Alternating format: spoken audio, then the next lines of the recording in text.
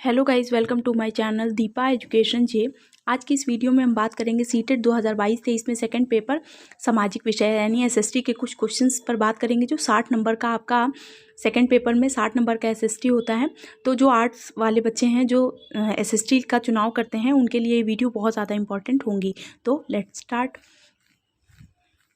पहला क्वेश्चन है, ग्लोब क्या है। तो आप सब जानते हैं कि ग्लोब पृथ्वी का एक सच्चा प्रतिरूप है, लघु रूप है और ग्लोब स्थिर नहीं है। देखिए, अब स्टेटमेंट वाले प्रश्न जो एनालिसिस बेसिस पे आए हुए हैं उनके आधार पर बताया जा सकता है कि स्टेटमेंट वाले प्रश्न परीक्षा में आ रहे हैं। और जो आपके एग्ज़ाम का जो 60 नंबर है वो बहुत बड़ा रिकवरी करता है आपके एग्ज़ाम में नंबर गेन करने के लिए। तो यहाँ पर क्वेश्चन है ग्लोब क्या है। तो आपने देखा होगा, अब हम जो वर्तमान में बात करें तो ग्लोब छोटा बड़ा गुब्बारे के समान, जिसे आप पॉकेट में भी रख सकते हैं आप अपने, तो वो जो होता है वो महासागर पठार पर्वत जितने होते हैं उन सब को दर्शाने का कार्य करता है। यानी आप ग्लोब के माध्यम से हमारी पृथ्वी की कैसी संरचना है, वो किस तरफ से चपटी है, ये सारी चीज़ें आप ग्लोब के माध्यम से समझ सकते हैं। तो ग्लोब स्थिर नहीं है मतलब कि आप इसे घुमा सकते हैं। ठीक। भीमबेटका की गुफाएं किस लिए प्रसिद्ध हैं। तो देखिए, शैल चित्रों और शैलाश्रयों के लिए भीमबेटका की गुफाएं हैं। भीमबेटका से क्वेश्चन जो है पहले ये पूछा जाता था कि ये कहाँ पर है, तो एमपी के रायसेन जिले में है, आपको पता है। दूसरी चीज़ आप ये जान जाइए कि ये शैल चित्रों और शैलाश्रयों के लिए प्रसिद्ध है।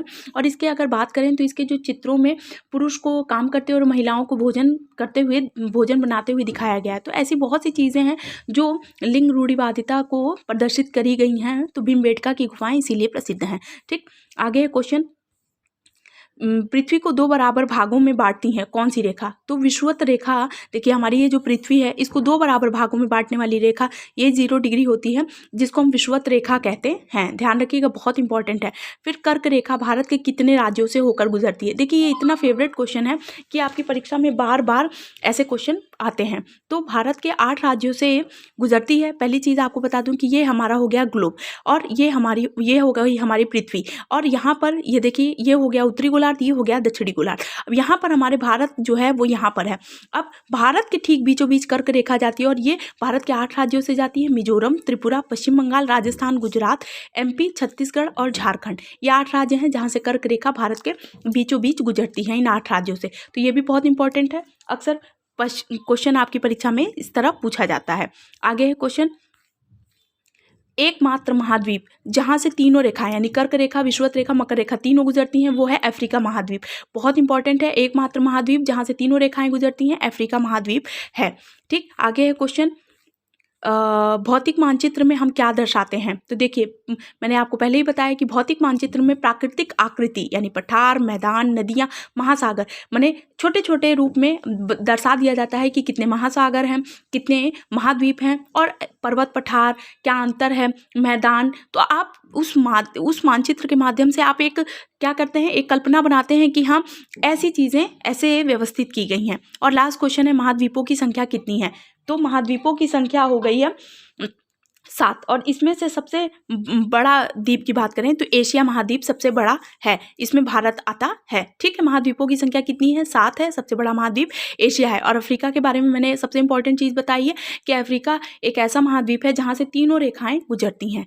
तो देखिए, ये कुछ क्वेश्चन थे जो एनालिसिस बेसिस के आधार पर बताए हुए थे। माफ करिए, एक और क्वेश्चन है और वो ये है कि सूर्य पृथ्वी से लगभग कितनी दूरी पर है। देखिए, एनसीईआरटी के क्वेश्चन है, 15 करोड़ किलोमीटर की दूरी पर सूर्य पृथ्वी से लगभग कितनी दूरी पर है, तो 15 करोड़ किलोमीटर की दूरी पर है।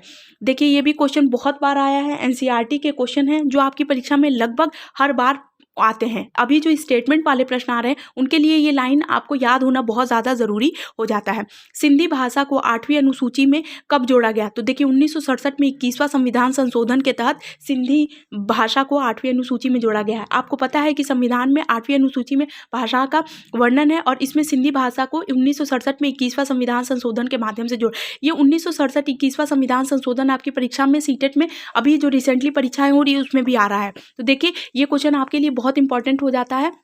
और संविधान संशोधन की अगर बात करें तो देखिए ये भी बहुत ज़्यादा इंपॉर्टेंट होता है, क्योंकि देखिए 21वां संविधान संशोधन अभी कुछ दिन पहले परीक्षा जो हुई थी उसमें भी ये आया था। ठंडा ग्रह किसको कहते हैं, तो वरुण को ठंडा ग्रह कहते हैं, और मीथेन गैस की बहुलता के कारण इसको ठंडा ग्रह कहते हैं। तो देखिए कुछ क्वेश्चन थे जो आपकी परीक्षा में बार बार आए हुए हैं। सीटेट में मैं एक बार फिर से बताती हूँ कि आपके स्टेटमेंट वाले क्वेश्चन बार बार आ रहे हैं, तो आप स्टेटमेंट वाले क्वेश्चन के लिए एनसीईआरटी की हर लाइन को पढ़ते रहिए, क्योंकि ये परीक्षा में आपके बार बार आ रहे हैं। तो आई होप आपके लिए वीडियो बहुत ज़्यादा यूजफुल होगी। तो जो भी व्यूअर्स इस चैनल पर नए हैं, प्लीज़ मेरे चैनल को लाइक कीजिए, सब्सक्राइब कीजिए, शेयर कीजिए। Thank you.